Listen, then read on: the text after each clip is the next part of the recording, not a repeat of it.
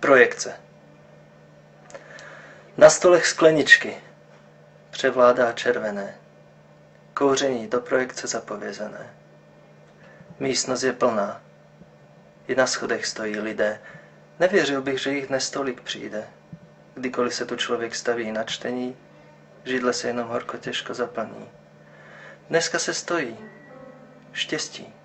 Tamhle ten pár hodlá zaplatit. Poslední šance na stolek pro dva.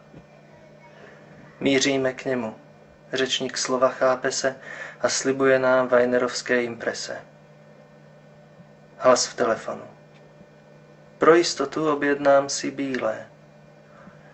V zápěti zhasne světlo, stichnou hlasy, začíná film. Tak po 3 minutách už vím, že tohle pouze jedna sklenka nespraví. Kinu dívce s tácem. Obrazy míhají se v stroboskopickém hluku bezobsažné vize a všechna krása hlasu zbývá nevyřčena. Vedle nás Viola s očima k nebi sténá a občas spiklenecky se k nám nakloní, aby nám polohlasem sdělila své strpčení. Druhý film ani nevnímám. Jsem pouze vlečen, jak předpovídal hlas v těch nabubřelých řečech na úvod. Počítám minuty do konce a jenom stěží zakrývám své emoce. Leč ani po filmu, když rozsvítí se světlo, nejsme hned tak volní.